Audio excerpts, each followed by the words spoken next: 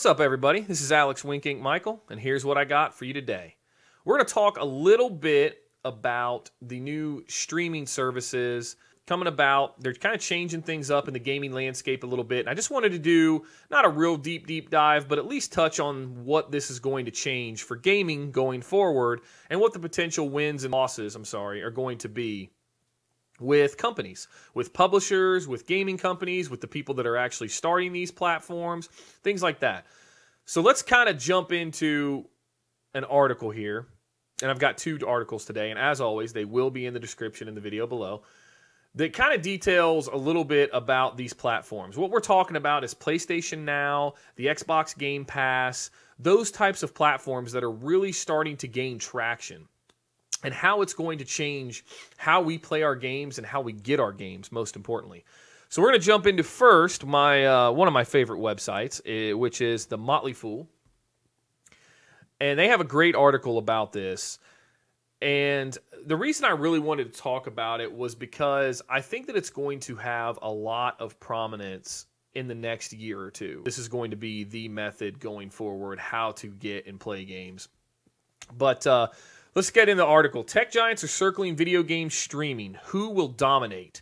We got Microsoft, Sony, Alphabet, Amazon, Apple, and others all want to own the Netflix of video games. And that's really what we're talking about here. This is the Netflix of video games, and who is going to be the main supplier to push this through, and who has the advantage. The video game industry has relied on more or less the same business model ever since games moved from arcades to homes. Video game enthusiasts buy consoles like Sony PS4, Microsoft's Xbox One, or a gaming-ready computer and then buy individual games. There have been minor changes over time, like the arrival of digital downloads and marketplaces like the PlayStation Store and Steam, but until recently, games were typically purchased individually. It won't be like that for much longer. In fact, the first subscription streaming services for video games have already arrived. Like movies, television, and music before them, video games are being disrupted by the advent of subscription streaming services. Some such services already exist. Others are still in the planning stages. It's early, but it's clear that some massive companies are betting big on the subscription streaming future of gaming. But who will come out on top? So who has platforms? So early entries and platform services, NVIDIA. They have a video game streaming service called GeForce Now. That service is designed to work on PCs, Macs, and the company's own game and video game streaming device, which is the NVIDIA Shield. Microsoft and Sony, of course, they have the Xbox Game Pass and the PlayStation Now, which works on their consoles. So what's interesting about the streaming service, phenomenon is not only are people going to be able to push the streaming service subscription, which is a no-brainer for revenue, but they're also going to be able to push a console to which to play these things on.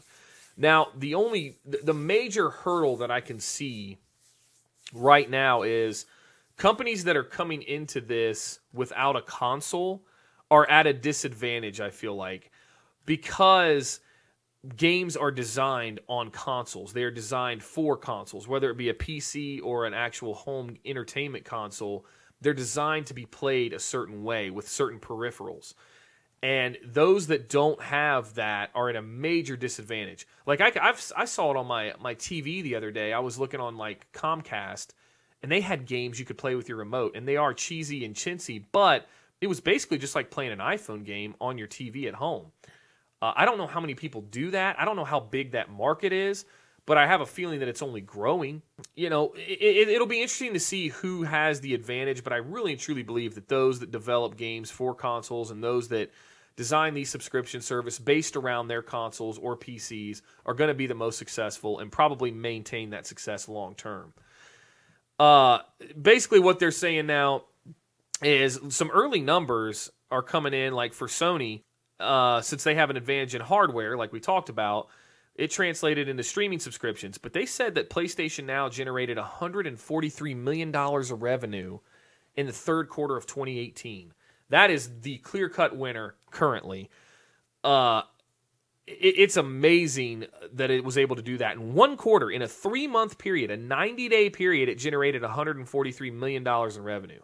That is big, big business. And what is amazing about it, it is big business with almost no maintenance, no plastic boxes, no paper, no display cases, none of that. You have nothing other than a library of existing games that you've converted into this platform, and you're taking advantage of that database of old games.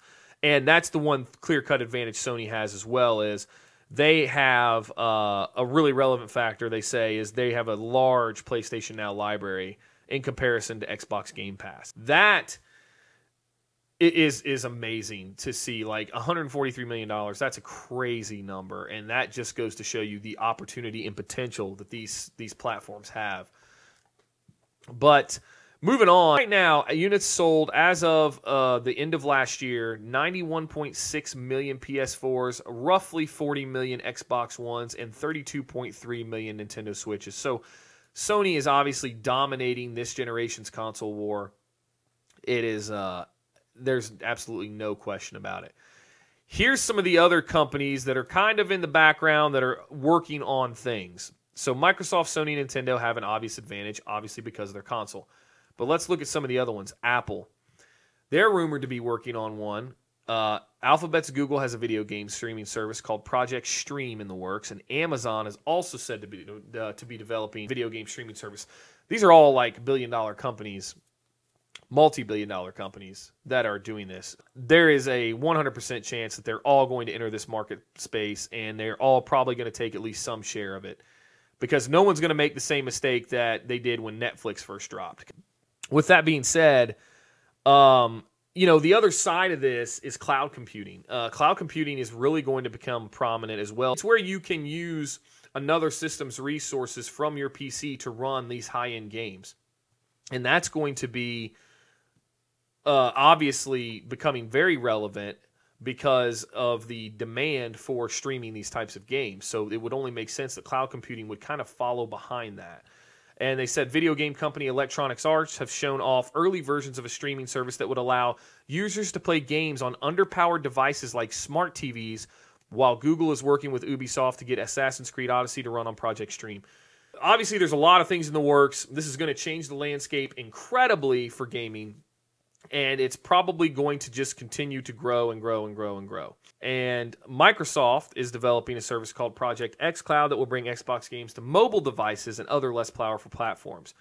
And perhaps open the door for a cheaper Xbox hardware.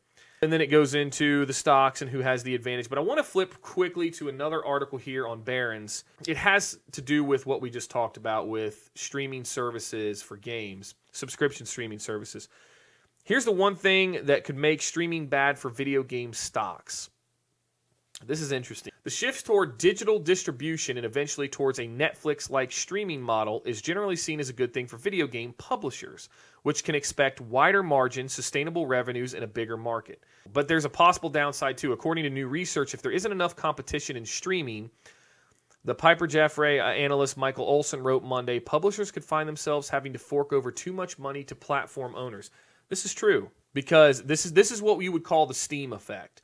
So Steam obviously takes a 30% revenue share because there was no competition. So they were taking a massive cut from game developers to put their game on their platform. And it really started to show. Now Epic Games has come out swinging with their store, the Epic Games Store, and they are taking a much smaller percentage of that revenue, which you are finally starting to see eat into Steam's market share immensely. And it's only going to get worse for Steam unless they address this immediately. I think I've said it before in a previous video. Steam needs to come out and say, look, we're lowering our prices. I'd go lower than them. I'll be honest with you. It's ruthless. You got to take your competitor out immediately. But they've honestly let them get away with this for too long, meaning Epic Game Store. They've established a pretty strong foothold when they got Metro Exodus, and then they got the Division 2. Boy, oh boy, that's tough for Steam, and Steam really needs to respond quickly by changing their pricing model. There's no doubt in my mind they need to do that. You've been living too high on the hog. Pigs get fed, hogs get slaughtered, Steam. You need to come in line. Get your pricing in line with these game developers and do it immediately. But this is the same premise. If there's not a lot of competition for these streaming platforms, then developers are going to have to fork over more money. I don't think this is going to be a problem. I think you're going to have a lot of competition. There's obviously going to be a clear-cut winner, a front runner, but I believe that there's going to be there's just way too much money in it. There's way too many big companies. This is going to be a major, major business in the next 2 to 5 years, maybe 1 to 5 years. One interesting thing I noted here on this article that we'll get down to is the opportunity for publishers to make more money. because they don't really have as much into publishing now. So publishing is already a very big business. It's an incredibly profitable business. But companies like Activision Blizzard, Electronic Arts, and Take-Two Interactive, which publish games, profits, they should expand. They estimate that publisher gross margins now around 60%, which let me tell you something, in business, a 60% gross margin is just nasty. In any business, 60% gross margin is nasty. You are doing really well at a 60 margin on anything you sell. I don't care what product, that works everywhere.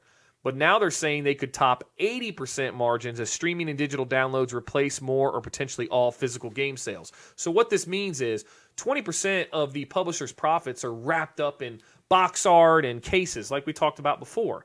Well, now with that going away and them all being distributed digitally, they're going to clear an even higher margin or higher premium for their services. I would think, though, that a developer, being the smart business people that they are, would say, hey, Mr. Publisher, I'm going to shop this publishing around because I'm not going to have you clear an 80 margin on me when you're not even doing box art or physical copies. You know, so I would think that that's going to even just maybe lower the pricing of publishing even more, which is great for us, the consumer, because now we get more games. We have the potential to get more of the indie games out there in the marketplace, which I think is it could be awesome. In summary, these subscription streaming services are going to be here to stay. They're going to be a major part of gaming. There's no avoiding it. I mean, with what Netflix has been able to do, I think that this is inevitable. I know that there's some people, even like myself, that love physical copies of games. I have a few friends that they swear like they only want physical copies. They want the box art. They want the disc. They want to own something. They want to hold something in their hands for their money.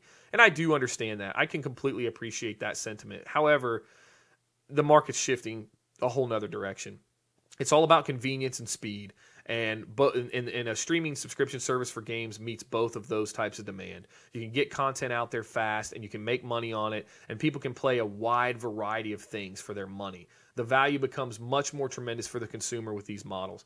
But with all that, let me know what you guys think. I want to know if you think the subscription streaming services are going to take off like a rocket ship like I think they will. Do you like them? Do you think this is a good idea? Do you think, oh my gosh, I can't wait to get more value out of my streaming services? But once again, it's another monthly charge that we're going to get. So, you know, here we go again. But let me know. I really appreciate all the feedback and support. Please like the video. Subscribe if you want to see more videos like this. I try to do as much as I can. And let me know if there's anything you want to see. But that's it for today, and I will see you on the next one.